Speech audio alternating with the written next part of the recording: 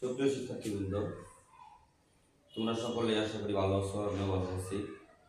আবার আসলাম তোমাদের মাঝে তোমাদের একটি প্রশ্নের সলিউশন নিয়ে। দেখো, তোমাদের সুবিধার্থে আমি একটি প্রশ্ন লিখে রেখেছি। c সমান 100 প্লাস 0.5y, g সমান 100 এবং i সমান 200। অর্থাৎ c হচ্ছে ভোগ দেওয়া আছে, সরকারি ব্যয় দেওয়া আছে এবং আয় দেওয়া আছে। দুটি কোশ্চেন ভারসাম্য জাতীয় আয় নির্ণয় করো এবং ভারসাম্য জাতীয় আয় চিত্রের মাধ্যমে নির্ণয় করো। আমার 1 নম্বর ক্লাসে ভারসাম্য জাতীয় আয় নির্ণয় করে এটা দেওয়া থাকবে। 2 নম্বর ক্লাসে ভারসাম্য জাতীয় আয় চিত্রের মাধ্যমে নির্ণয় করো, তা আমি ব্যাখ্যা করব। তোমাদের সুবিধার্থে লেখা আছে সবকিছুই।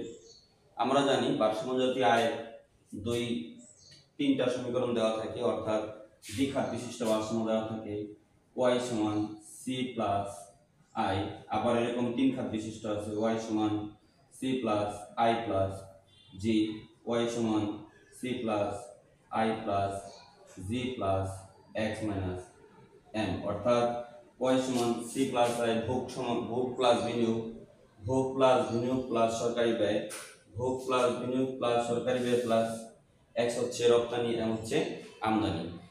দুই খাত বিশিষ্ট, তিন খাত বিশিষ্ট, চার খাত বিশিষ্ট অর্থনীতি মডেল। আমাদের উপরে যদি দেওয়া থাকে দুই খাত বিশিষ্ট অর্থনীতি, দুই খাত বিশিষ্ট মান দেওয়া থাকে তাহলে দুই খাত বিশিষ্ট সূত্রটা বসবে। যদি তিন খাত বিশিষ্ট মান দেওয়া থাকে তিন খাত বিশিষ্ট সূত্রটা বসবে। যদি চার খাত বিশিষ্ট মান দেওয়া থাকে তাহলে চার খাত বিশিষ্ট সূত্রটা বসবে। তাহলে আমরা দেখো, উপরে মান দেওয়া আছে কত খাত বিশিষ্ট? তিন খাত। ভোগ দেওয়া আছে, সরকারি ব্যয় আছে এবং বিনিয়োগ দেওয়া আছে। তাহলে আমরা কোনটা বসাবো? তিন খাত বিশিষ্টটা বসাবো। তো দেরি না করে আমরা সরকারি জাতীয় আয় নির্ণয় করি। দেখো, তাহলে আমরা জানি, দেখো ভারসাম্য অবস্থায় প্রথমে লিখব দেওয়া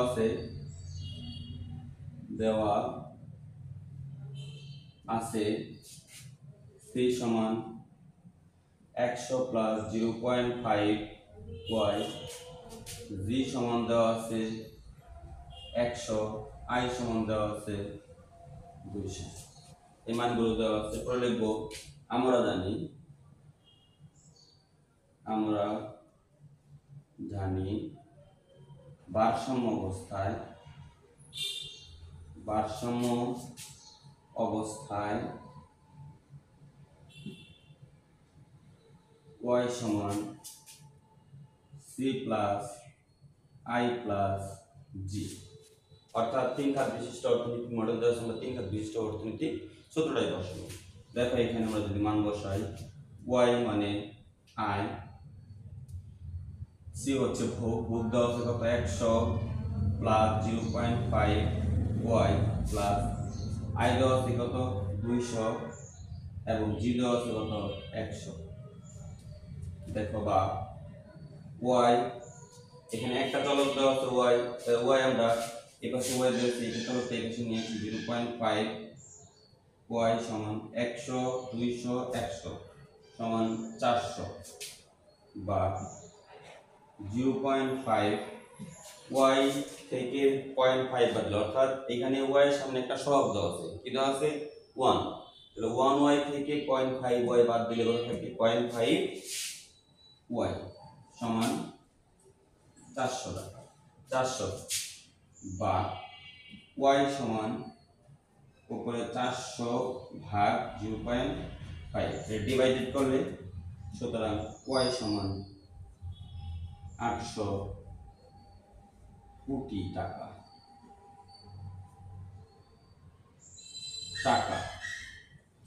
y সমান 800 কোটি টাকা। আমাদের তাহলে ভারসাম্য জাতীয় আয়, সুতরাং ভারসাম্য জাতীয়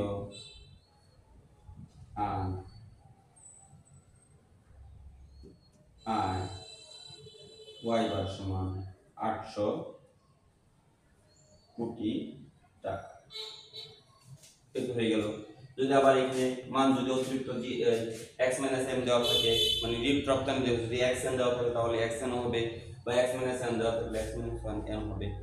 এই মানটা আমরা পরবর্তী ক্লাসে আমরা চিত্রের মাধ্যমে নির্ণয় করব। ভারসাম্য জাতীয় আয় কিভাবে বের করা যায় চিত্রের মাধ্যমে। এখন আমরা গাণিতিক প্রক্রিয়ায় ভারসাম্যজাতীয় আয় নির্ণয় করলাম।